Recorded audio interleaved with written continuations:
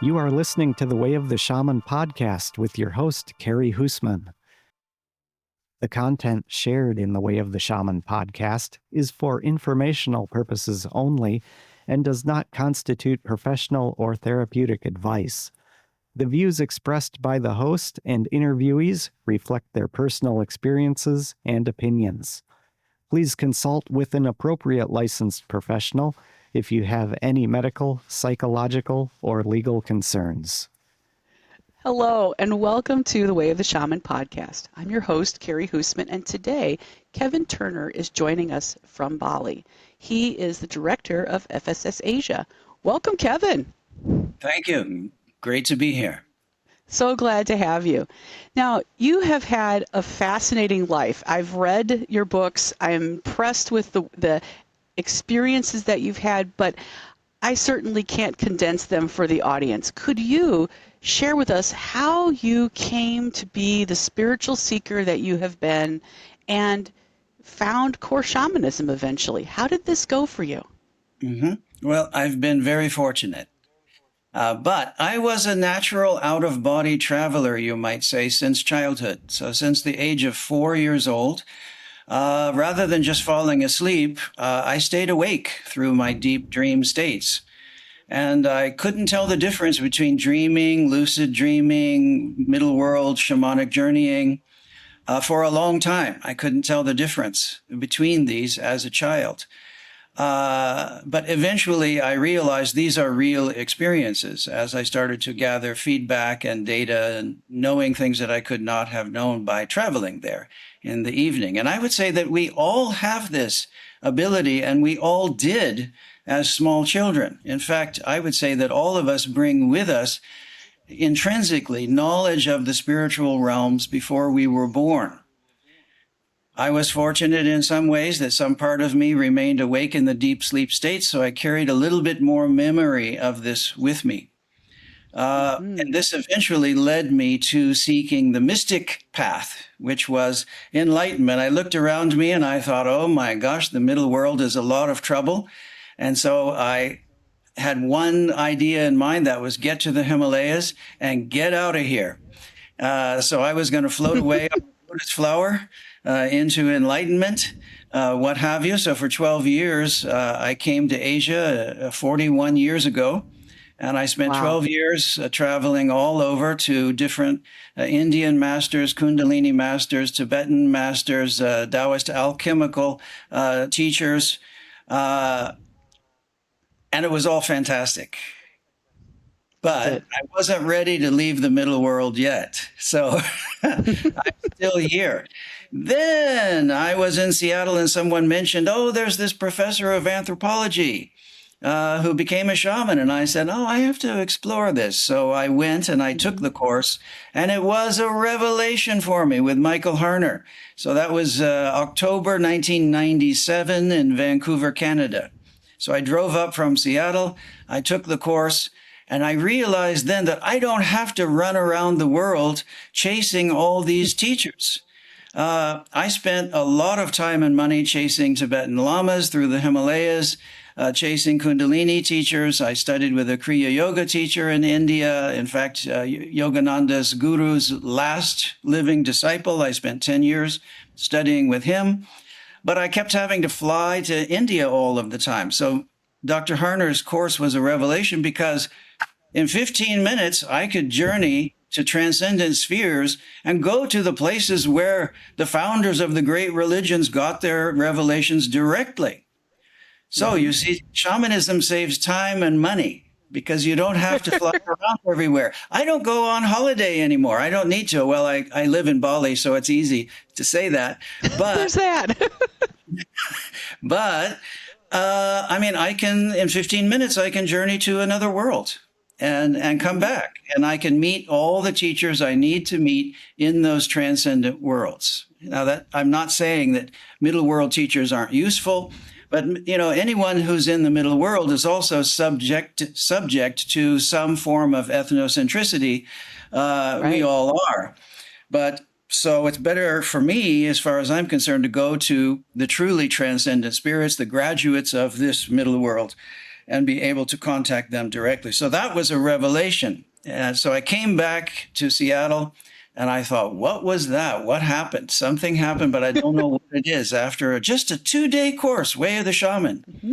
And then 3 months later, bang, in the middle of a dream, I had a major shamanic initiation where many things happened. It's hard to even describe, but I will publish it someday. And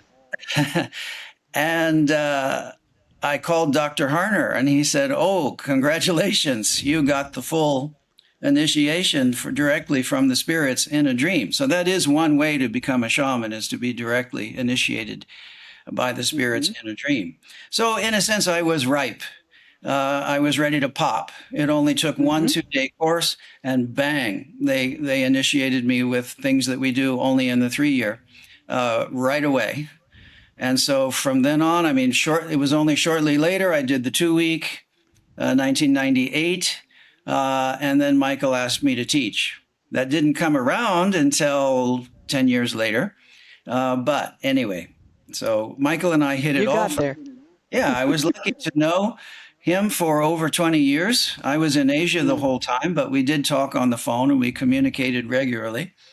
So I was very fortunate. And I would have to say that when Michael walked into the room, the very first time I met him, I felt the room was very crowded suddenly. That like there was a whole entourage following him into the room, and the whole room just filled with power. And it was very similar to the Tibetan teachers, to the Indian teachers that I had been with in India. And I thought, this is the first American that I have met who carries that power, who carries that wisdom. And I thought, I have something to learn from him, Michael Harner. For sure. Wow, what a beautiful story. And really, it's transformative for you. It transformed you from having to continue to seek and find a new way to seek from your own space in your own time. Beautiful. So I'd like to ask a little bit about, as we know here in the Western world, I mean, here I am in the United States, in Iowa, and you grew up just a couple states over from me. And in the Western world here, we've lost our connection to shamanic techniques and to the helping spirits. What is it like in Asia? Well, in Asia, there are indigenous shamans. There are indigenous tribal groups that still have connection to Asia. But for the most part, I would say 95% of the modern Asian population has lost touch with their shamanic roots. And even if there are shamanic healers, or what I might call shamanistic persons in their community, they most often don't teach. And they will often have this very old, what I consider to be rather old-fashioned dogmatic idea that there can only be one shaman and they have to be chosen by the spirits. And we at the Foundation have found that that's not true, that people can learn to become shamans if they have compassion, if they have the desire to alleviate pain and suffering in the middle world. The spirits will come. They will assist you to do so. So they're all compassionate, transcendent, helping spirits. They're ready to work with people. We need more shamans, not fewer. So this is not the Lawyers Guild. This is not the American Medical Association, which wants to be exclusive. Rather, the shamans are ready and waiting for people to come and to learn, because we're in a mess. The world has got a lot of pain and suffering, and we're destroying the planet as quickly as we possibly can. And the spirits are crying, the angels are crying over the mess we've made here in this dream world. We've turned it into a nightmare in some ways. Of course, there are many beauties here too, but they're ready and willing to help, and they are waiting for us to wake up and to acknowledge that they are real. And one of the things that's so important for us as instructors is recognizing that each student is going to figure that out with their direct revelation, their direct experiences with those spirits, to understand that they're real. Yes. Wonderful. So speaking about that difference between indigenous cultural shaman core shamanism, and even neo-shamanism. Could you Mhm. help us understand a little bit about the differences? Well, as I understand things, cultural shamanisms, and we use this as a general term, are those Hmm. that are embedded in a tribal context. So they Right. have their own cosmologies, their own history, their own rituals, their own ceremonies, their own tribal songs, and they have a lineage of shamans who have passed on certain practices and certain ways of doing things. And so that's very beautiful. And in fact, this is what Michael Harner specialized in and what he studied, and myself as well, having spent a good bit of time with indigenous communities and indigenous shamans too. Wonderful, beautiful experiences. There is some limitation to it, though, because most of these communities will say that you have to be called to be a shaman. And no one should ever learn shamanism unless they were born in an indigenous community and the spirits made them ill with shaman's illness or gave them a near death experience to force them to become a shaman. So it's a typical story in indigenous communities that often people did not want to become a shaman and the spirits forced them to do it. That's fine. That's absolutely valid. Uh, Hmm. However, there are some anthropologists who've latched on to this dogmatic point of view and said no one can ever practice shamanism outside of an indigenous context. And we have found that simply not to be true. So to say that would be to say that Chinese medicine can only be practiced by Chinese people and can only be practiced on Chinese people. Well, that's absurd. Right. Chinese medicine works for all human beings. Shamanism works for all That's human right. beings. Ayurvedic medicine from India works for human beings. It's not only for Indians or can only be practiced by unless you're born in India. That's absurd. That's like saying the violin came from Europe, but you have to be European to play the violin. No one but Europeans can play the violin. That's ridiculous. So, I mean, there's some very unfortunate folks who are really holding to this very, very strictly. Hmm. We are all human beings. We all have intrinsic connection to universal powers of intelligence. We all can make spirit connections. Of course, there is some advantage if you grow up in an indigenous community where shamanism is living and appreciated. Oh, sure, that can be a big Right. advantage. So we modern people have some disadvantages because we've all been raised with this left-brain skepticism, et cetera, et cetera. But I think that the left-brain skepticism is actually a positive if you can put it in its place as a tool rather than as a master. So one of the first Right. practices we do is soul song, and that is to bring the soul to the forefront of our vehicle, the soul's driving the car rather than just the rational mind. Rational mind becomes then a tool, great for recording, editing, categorizing, analyzing, organizing, but it's a tool, not the Right. boss. It's the witness. Yep. Yeah, exactly. So that's what we do right away in shamanism. Now, lots of people argue, oh, it's impossible to take a 2-day class and become a shaman. Of course, no one is a shaman after a 2-day course. Right. There's training. It depends on it's a long path. In Mongolia, they say it's 18 years to become a master shaman, but that's normal in any profession. I mean, if you have 18 years as a carpenter, you know your stuff. 18 years Right. as a lawyer, well, you know your stuff. 18 years as a doctor, you should have the experience to generally know your stuff.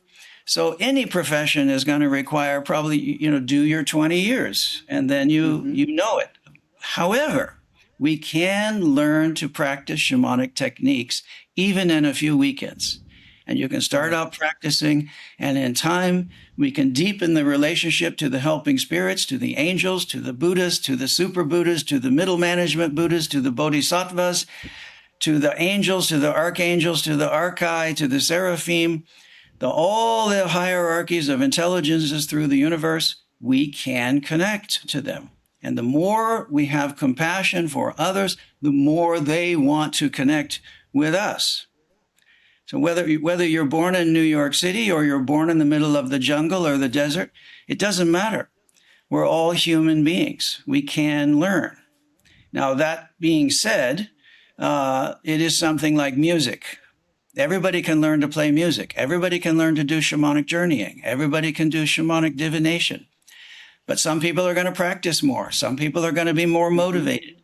Some people are going to be more naturally talented because they've probably been working in the field for longer, or they're more intuitive.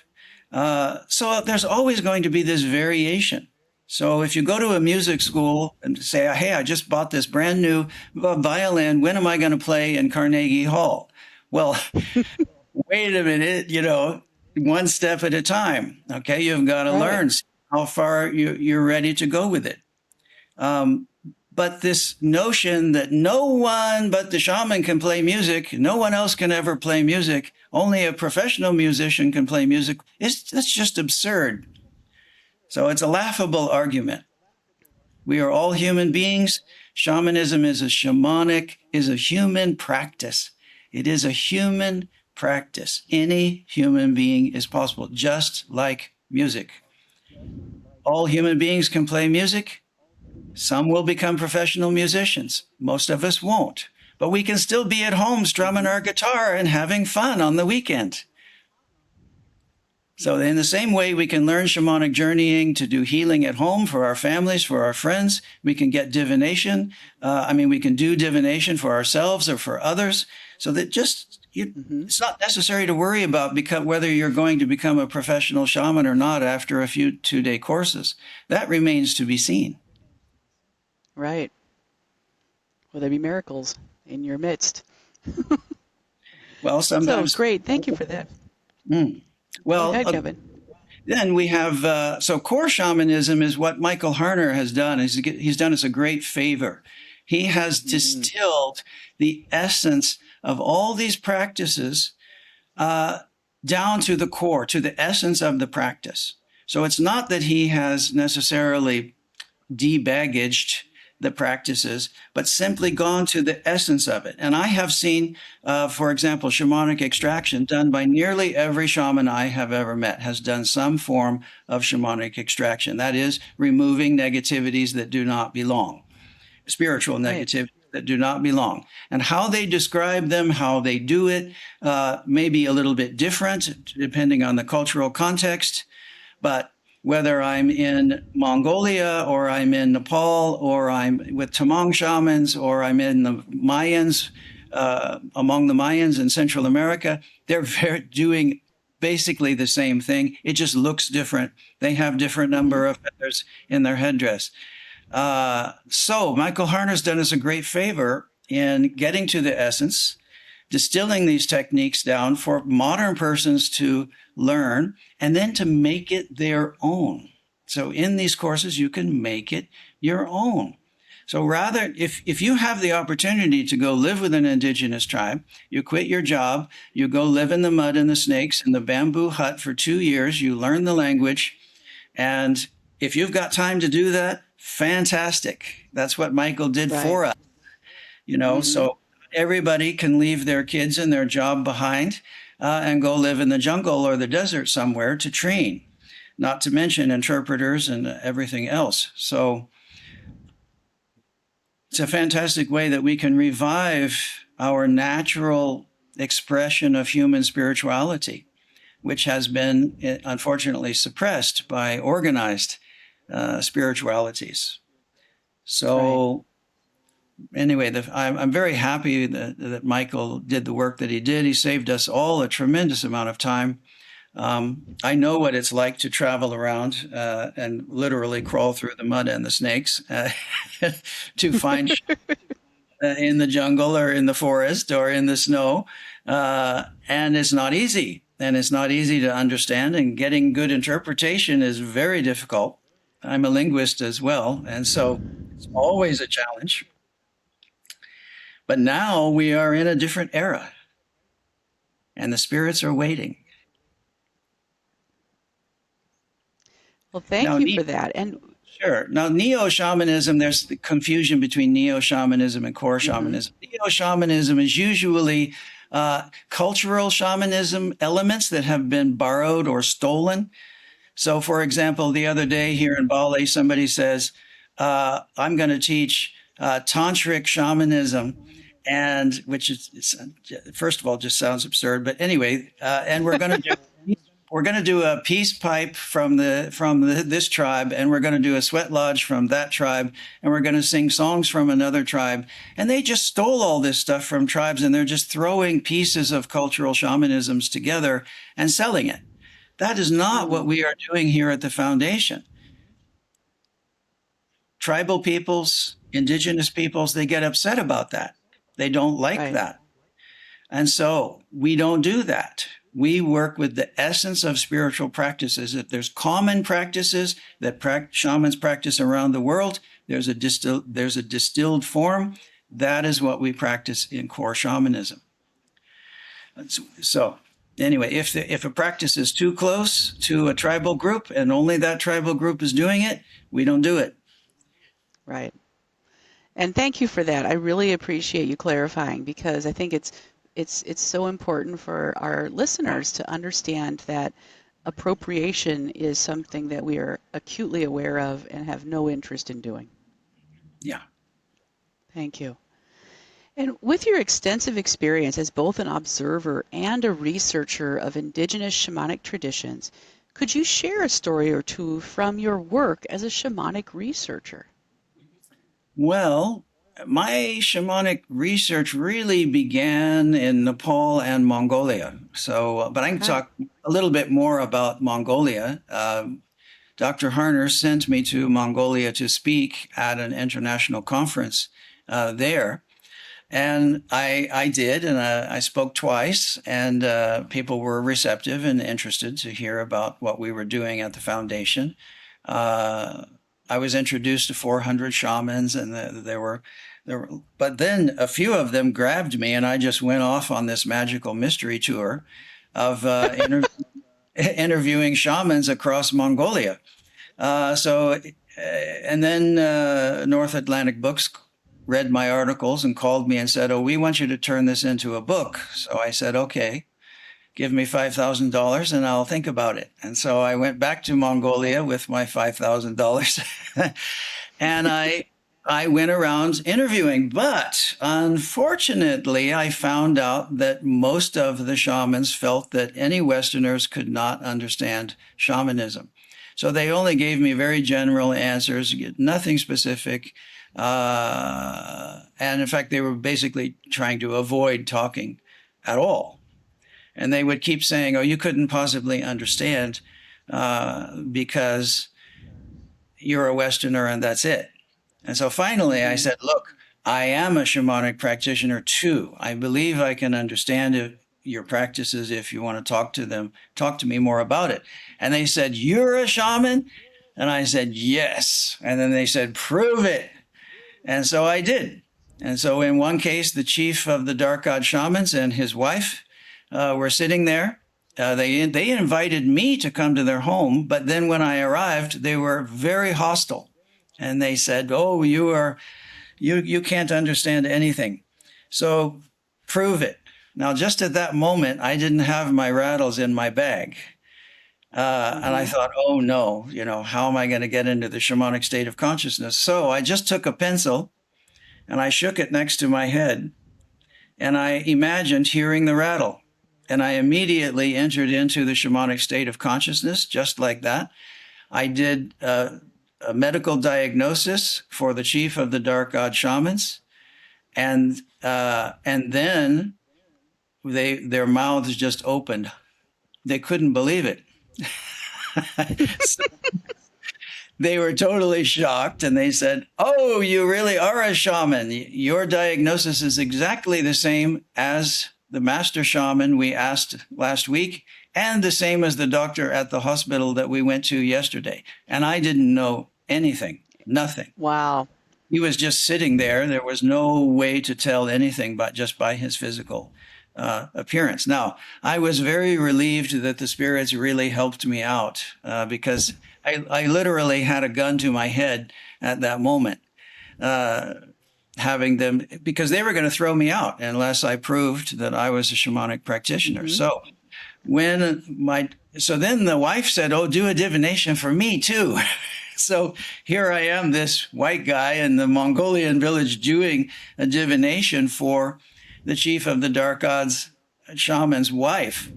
And so I picked up my pencil and I did this again. I heard the rattle. I entered the shamanic state of consciousness. I immediately said, "Oh, you drive, but he doesn't." And she said, "That's right. That's not the usual case in Mongolia." And, so I described that she had had some near traffic accidents and that she doesn't wear a seatbelt, but she should from now on. And then there were some other things that I won't mention that were more personal to her. After that, they said, "Wow, you are a shaman." And then they opened up all their drawers and started showing me, "Oh, we use this for this, and we have these goat hooves for this, and we have this sheep ankles for that, and we have another tool over here." So anyway, so this happened 6 times. I had to prove myself in Mongolia that I was an actual shamanic practitioner. And then I was interviewed on television in Mongolia. And they were completely surprised that a Westerner would ever be interested in practicing, this witch quackery, which is what the communists in Mongolia from Russia, the Russian communists, had taken over basically Mongolia. And they had just poisoned everyone against any spirituality at all, including Buddhism. Wow. Well, I'm glad that you passed the test and the spirits worked with you. Yeah, I'm not always right, but they made sure it was a good one for that. Yeah. Now, shifting a little bit to teaching, obviously FSS Asia teaches the in-person workshops, residential programs, a variety of things. Can you tell me what is your personal favorite to teach? Well, the 3-year course for sure. And the 3-year course sounds like, oh my God, I have to quit my job and spend 3 years living in Bali. No, you don't have to do that. If you live in Asia anyway, it's easy to come for 2 weeks once a year, and we do initiations. So we go deeper. Lots can happen in the 2-day courses. In fact, theoretically, you could go and take only a few 2-day courses, make contact with the helping spirits, and they can teach you everything because the spirits are the real teachers. I often call myself the shamanic technical help desk because I'm really more of a course manager, because the real teachers are the all transcendent, all compassionate helping spirits. However, of course, you need to have a course manager and you need to have a person who is experienced, who can guide people through these 6 weeks of initiation spread out over 3 years. So it's very exciting to see people move from beginners essentially into very powerful shamanic practitioners by the end of the 3 years. And it's all new material. We repeat very little. It's 90% new material in the 3-year course. Very little is repeated from the 2-day courses. And probably by the end of it, you will have completed almost all the major initiations known to, well, many tribes around the world. Of course, we can't cover every single one of them, but the 6 major ones and many minor initiations. And we do it in a context, a modern context. Here in Bali, we have a beautiful round room with a high roof, and it's air conditioned. And we have breakfast, lunch, and dinner in the resort, and we're right on the ocean. I'm looking at the ocean right now. And we're in retreat. We're isolated. There's nothing around anywhere. There's no shopping. There's nothing. So we have food and we have the facilities. We can focus on our work. We do it 2 weeks at a time. Michael originally designed it to meet for 1 week every 6 months, but it's not really practical for people to fly all the way to Bali twice a year. Right. So I put it together. In the States, they also do it sometimes in Seattle or the Portland area. So meeting for 2 weeks once a year rather than twice a year. Yes, and I have to say the 3-year program is absolutely life-changing, and Everything you said, Kevin, is true. That it is such a series of powerful initiations to really up your game with the helping spirits, what you can do with them, helping you understand the next steps, going deeper each time you meet. It's fantastic. Now, Transformative. it is. Now, I'd also like to, something you offer is very interesting, and I think it's just a delight. You teach the healing series in Hmm. person Hmm. as a series. Can you tell us more about this? Yeah, well, I teach the first course, The Way of the Shaman, for two Mm-hmm. days, and then that's where we focus on shamanic journeying. And then we have a day off to rest and integrate. And then I teach shamanic extraction healing for 2 days, and then we have a day off, and then we go to shamanism, dying and beyond, which is where we map out the afterlife, and we actually even learn to help others to move out of the middle world if they need assistance. We don't. They don't want to be hanging around as ghosts in the middle world. So that's part of the shaman's work, soul Mm-hmm. escorting, also known as psychopomp work. And then the final course, we have another day off, and then the final course is soul portion retrieval or power soul retrieval. And that is kind of the finale, because that is where we do work not for the dead, but for the living. And Mm-hmm. people leave the program more whole and complete and powerful. So in extraction, they practice debugging on each other. In Dying and Beyond, they map out the afterlife and learn to help others who did not navigate the afterlife successfully, which I think is only a small percentage, but nevertheless, they need some help. And then soul retrieval. So soul loss, of course, is also known as dissociation. This is where we have a shock, a trauma, a disappointment. Any time that we feel we're not ready to feel the emotions associated with an event. There is a tendency to go beside ourselves, to become Mm-hmm. dispirited. Doctors, psychologists will call it dissociation. This is normal, can even be protective in some cases. If we have enough personal power, enough personal spiritual vitality, we can magnetize our consciousness back to our body and we can become present again. But if the shock or the trauma or the disappointment is too much for us and we are unable to magnetize our consciousness back to the present moment, back to the physical body, then a shaman can go find those portions of consciousness and bring them back very quickly. Now, a skilled therapist, may be able to talk those soul portions, portions of consciousness back, but it may be very expensive, may take a very long time, and that's if you're lucky and the therapist is very skilled. But a shaman can go out 10 minutes, 5 minutes, 15 minutes, find soul portions, return them, bang. So once again, shamanism saves time and money. Yeah, efficient. Well, it has to be, especially for indigenous communities, because Mhm. everybody's a part of the workforce. There's no Right. priesthood sitting around on their butts praying. Everybody has a day job, and in the indigenous communities, everybody's part of the workforce, including the shaman. Most shamans Mm. have day jobs and they do healing at night. So priesthoods only cropped up when we had larger civilizations that could support that with taxes and donations and cozy relationships with the kings and the queens. It's true. So, when you have students who are interested in taking the way of the shaman or starting the healing series, how do you, these brand spanking new students, now they may have various experiences.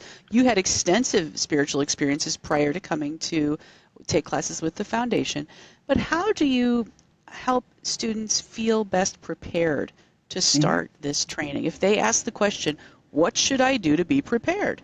Mhm. Uh, any intuitive work that they've done before will probably be helpful. However, I would say be an empty cup when they arrive and really start fresh. Occasionally, I meet somebody and they ask me what I do, and I say, well, I research shamanism, I teach shamanism, I write about shamanism. And they say, oh, yeah, I've done a lot of drugs and I've gone to a lot of rave parties, so I know all about shamanism. Mm. And I have to laugh a little bit because there are so many common misconceptions about shamanism. It doesn't mean that you can't have shamanistic experiences, even at rave parties, or with drugs, or with you dancing all night. You can have shamanistic experiences, but shamans don't just trip out. Shamans Right. journey with intention. And they need to be able to have one foot in ordinary reality and one foot in Yeah, non-ordinary reality. Be conscious and aware and be able to move back exactly. and forth. Hard to do at a rave. Yeah, well, I mean, the indigenous shamans, the most powerful indigenous shamans that I have met, have been the most grounded people I've ever known. So they're not Wow. just tripped out, spaced out. You know, occasionally I'll meet a few travelers here in Bali who will say, I'm just so shamanic, I can't deal with ordinary reality. That is not my understanding of shamanism. In fact, shamans who are very powerful shamans are hyper functional in ordinary reality, more functional than most. And in fact, they're often pillars of solidity and grounding for the whole community. So they're not just, they might get spaced out in their training when they're being initiated and going in their training to become a shaman, but that's not a lifestyle. Right. It's not to avoid ordinary reality. So now the mystic path, of course, is different. That's when you shave your head, you change your name to Kiryanandaji, you know, and you put on the robes, and then you don't have to deal with paying bills and other things. So you isolate yourself, but that is seeking merging, permanent merging with unity consciousness. That is the mystic path. God consciousness or permanent merging with a deity to the point to where you may not be able to function very well. That's the mystic path. So we have ashrams, we have monasteries, or we have a cave, and you can go there. But shamans live in their communities. Most shamans are married. Most shamans have day jobs. Most have kid children. Most have grandchildren. They are totally involved in their community. They're not weirdo outsiders. They're Right. in the middle. In fact, they're central to the community.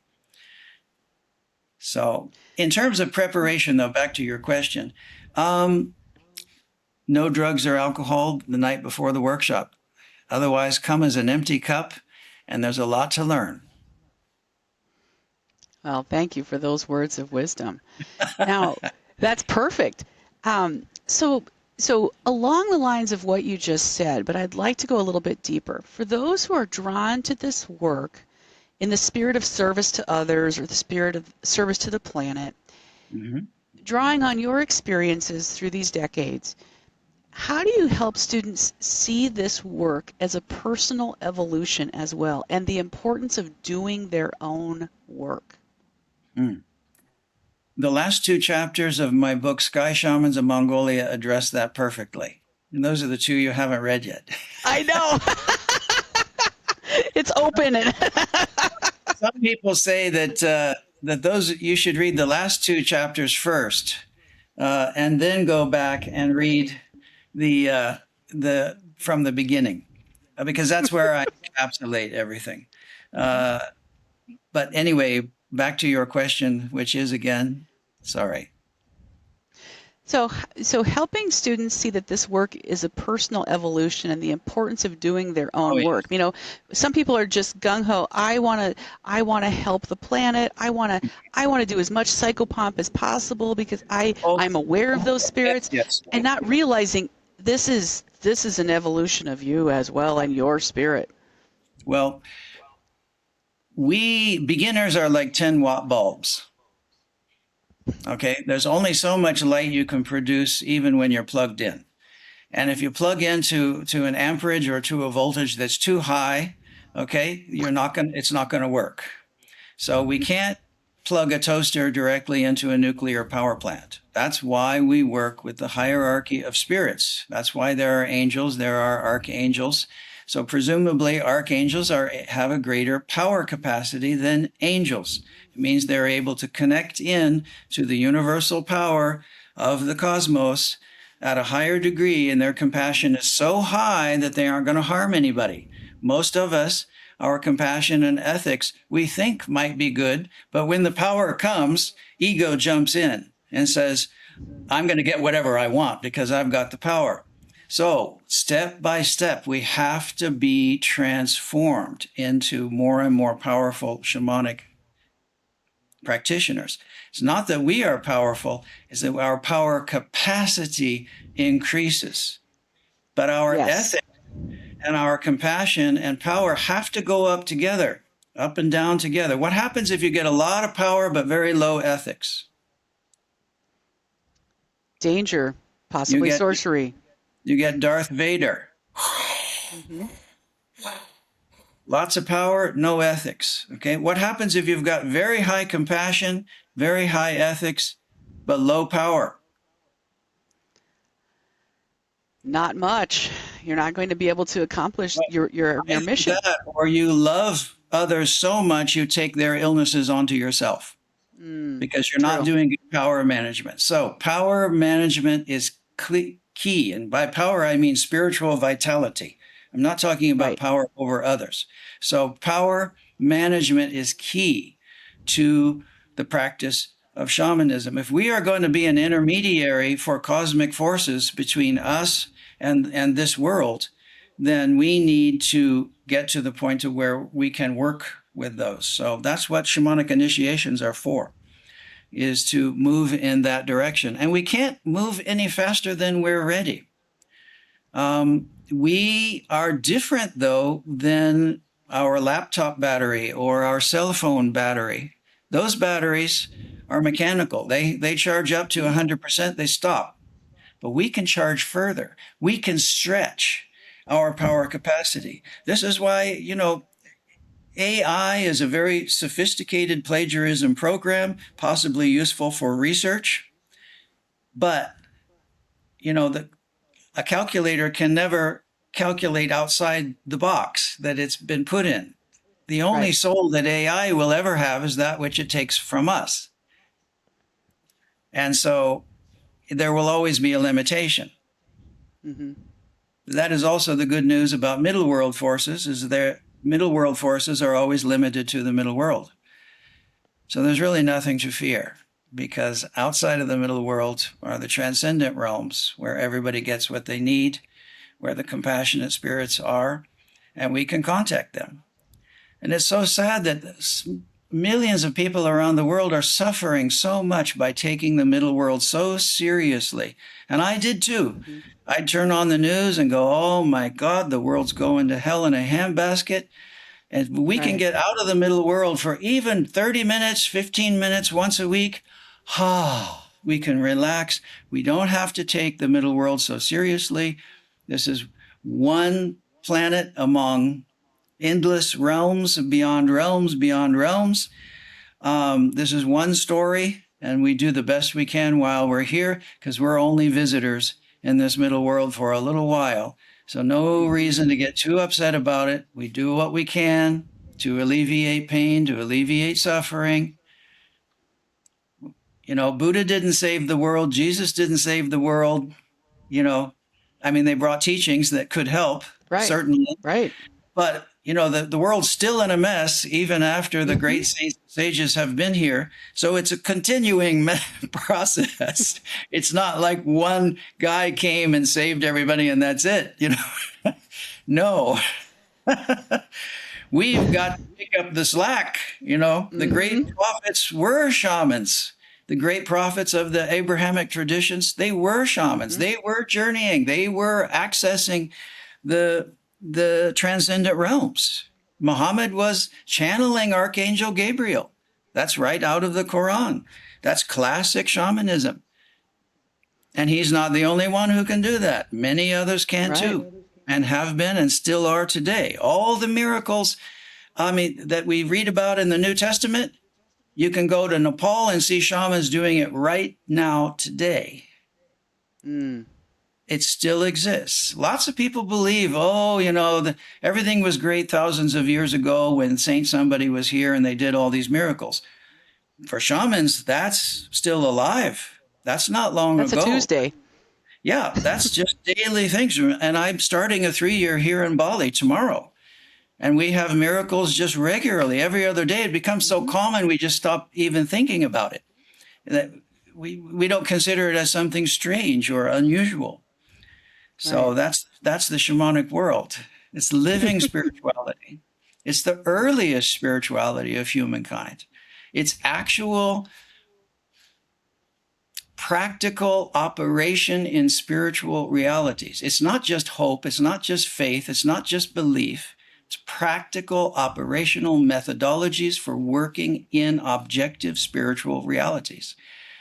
And human beings have been doing this since 100,000 years, 50,000 Right. years, 150,000 years. Now they found human skulls in Morocco just recently, relatively modern, 300,000 years. We can assume that Wow. they probably had some form of spiritual connection at that time, so that they would have been doing some form of shamanism because they need it. Shamanism isn't something that we just believe because we want to have a pie in the sky and just hope we're going to be okay after our physical body dies.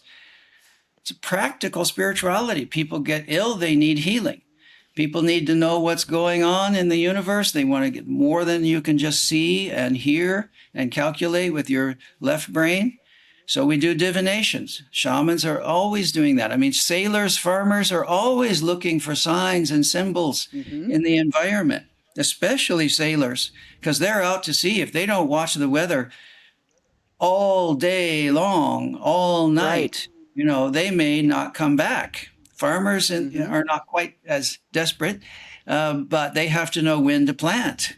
They've got to think about the sun, about the moon, about the weather, about the tides, when to plant, what to plant, how to plant.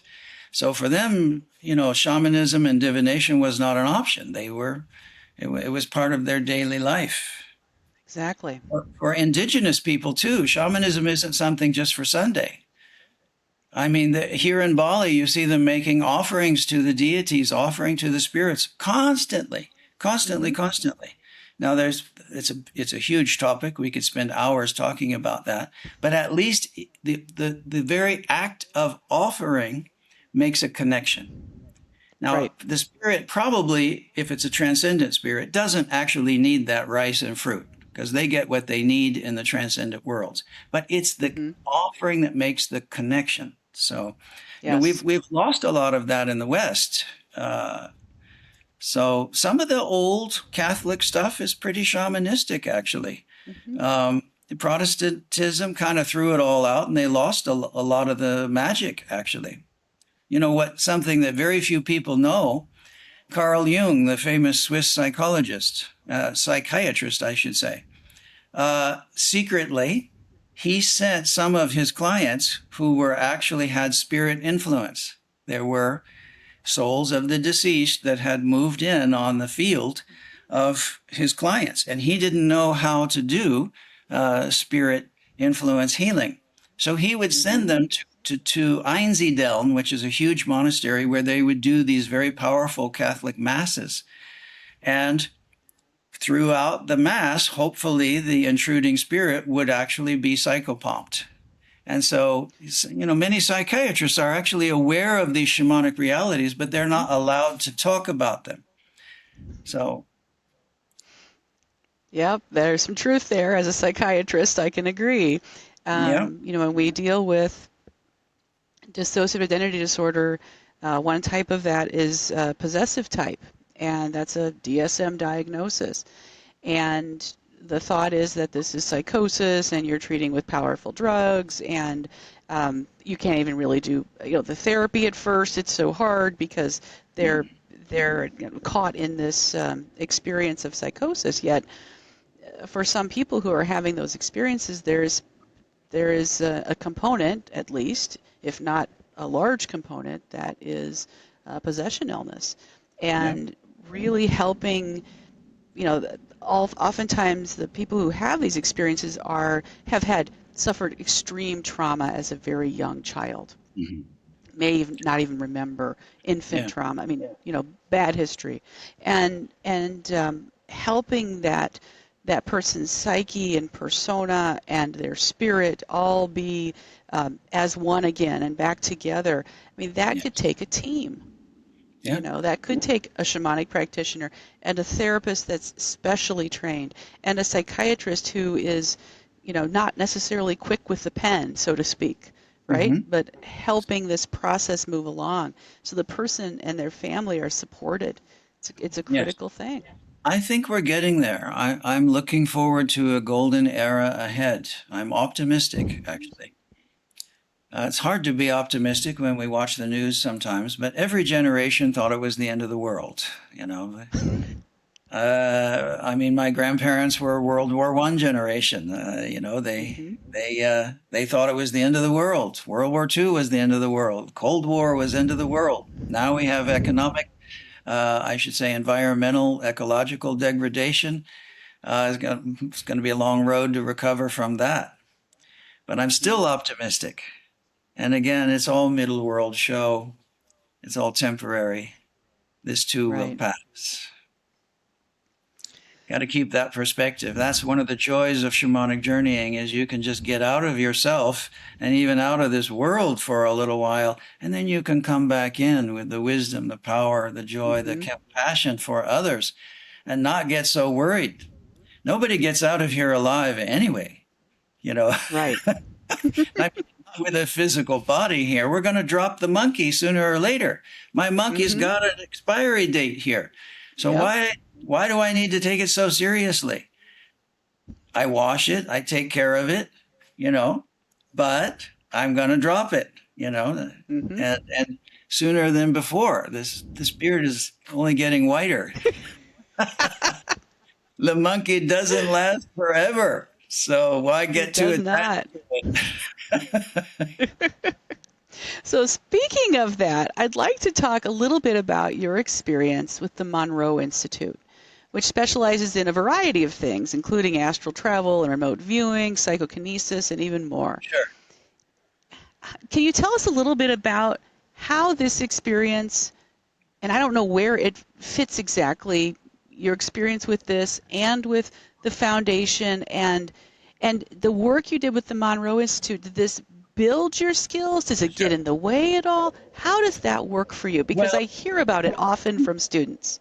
sure. Just to give some background, I was familiar with Robert Monroe's first book called Journeys Out of the Body. And that was, in fact, he was the one who really coined the term out of the body experience, or OBE. Uh, Hmm. he and Charles Tart. Charles Tart published his journal actually without Robert Monroe's permission. But millions of people around the world had been having out of body experiences in the middle of the night, Hmm. which we would call middle world shamanic journeying in most cases. Uh, but they were doing it without intention. So it wasn't really shamanic journeying, it was just Right. happening accidentally. Or perhaps at a soul level, but the conscious level wasn't part of it.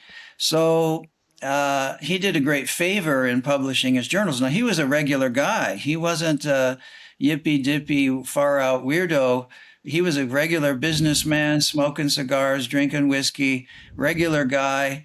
And then he starts having out of body experiences in the middle of the night. And he was in his early 40s. So he wasn't even a Mm. young guy who just was dropping acid and running away to India. No, this was the 1940s. In fact, he was the producer of the show The Shadow. Do you remember? Oh, I've It heard of it. Yes. was a very popular radio show. So he was the producer of that back in the 1940s. So he was a Wow. radio guy, New York businessman, but oddly enough from Indiana and Ohio, another Midwesterner. And so I only knew of the first book, but when I took the 2-week course with Michael Harner and his assistant in 1998, she said that she had been to the Monroe Institute and she had some really interesting experiences. And then she mentioned that Robert Monroe had written 2 more books, Far Journeys and Ultimate Journey. And I said, oh, I had no idea. So I read the 2 books. I was working for IBM in Tokyo at the time, so I had the money. Monroe Institute's not cheap. It's expensive. They have 1-week courses, and you have to go to Virginia, although now they've got some branches here and there. And so I flew off, and I was mostly trying to get to the psychopomp work, which they called Lifeline. But you had to take the first course to get to the second course, Lifeline. Now, I had already been trained in psychopomp work by Michael, so I just wanted to get a different point of view. So Sure.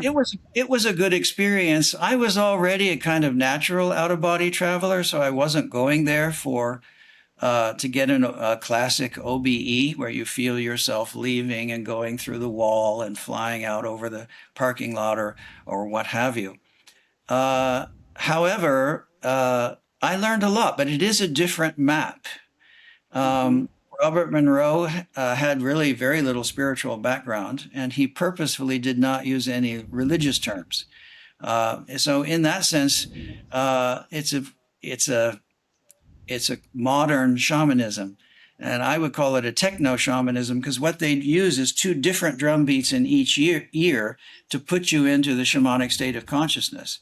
But each, what they call focus level, is a unique blend of these binaural beats to put you in a particular state of consciousness. Now, at first, I liked it, but later I found it limiting, and I found the drum beat to be freer because you can go to any of the levels you want with just 4-beat drum beat. And so eventually, after 20 years of working at Monroe or with Monroe, I was over a dozen years as a residential trainer. I finally just decided to only practice shamanism because I found it more powerful. Monroe Institute is also focused on exploration and less on healing, whereas the foundation is much more focused on healing. Right. And the exploration is important, especially in the training initially, because you've got to know the map. You've got to make your own cosmology. So the problem also with the Monroe Institute is that they teach Robert Monroe's cosmology, what he discovered. And in the beginning, he did all middle world journeying. So he was running into all kinds of derelicts in the middle world, unhelpful spirits. Wow. And that, of course, that's a learning experience. And he only broke through to the transcendent worlds at a later stage. So we do the opposite. We start out journeying to the transcendent worlds, and later we work in the dodgy neighborhood, which is here, the middle world. So again, that's why I prefer to teach shamanism, core shamanism. It's faster. I think it's more complete. It's based on what thousands of shamans have been doing, according to Michael Herner's research and mine and others. Whereas the Monroe Institute is all based on one person's explorations. And then, of course, he had some, primary lieutenants, you might say, who developed new courses, but it was still based on Robert Monroe's map, which is, I could say, is somewhat limited, of course, as any one person's map is going to be. And to follow up on that, I would say that it seems crucial to build relationships with fully evolved, compassionate beings first so that you have connections to that power, protection, safety, awareness, understanding, wisdom, things that may not be available to you starting off in the middle world. That's right. Yeah. So there are some problems with learning middle world journeying first before you've really made your connections. So again, that's why I don't teach at the Monroe Institute anymore. That said, it can be very interesting to go there and have fun and do exploration. They have psychokinesis courses. They have psychopomp course. They do have some healing course, but that's not the emphasis. They have courses where you journey very far in the middle world, out to different star systems. They call it star lines. But this is still the middle world. Outer space is the middle world until you've gone beyond that transition zone. Now they do go into the transcendent realms later, but it takes 2 weeks of courses to get into the transcendent realms at Monroe Institute, whereas we go into the transcendent realms from the very first day. So, and in a 2-day course, which is a lot less expensive than paying for 2 weeks, which can cost $5,000, and plus you got to get there. Right. So, if you've got money and you want to lay back and put on headphones and have somebody else do the work, then Monroe's a great option. I still have a very good relationship with the Monroe Institute and the people there, and I have a lot of friends there. So I still enjoy the work. Maybe I'll even go teach a course there someday. They actually asked me to teach shamanic courses at the Monroe Institute, but I just said, well, I can't really do that because Michael's courses are copyright. I can't put them into another institute. So anyway, it's useful. I was trained as a remote viewer also by the former Stargate Psychic Spy Unit military intelligence people. So that's a fascinating thing. But Michael didn't really like it that I was teaching remote viewing for a while because it was designed for spying. KGB, CIA, MI6, you work without permission. So I have worked on police projects, other things. I have been a paid remote viewer. But again, it's middle world agenda. So I don't teach it anymore. I only do the all compassionate work, try to get in the biggest picture. So I don't remote view the New York Stock Exchange anymore.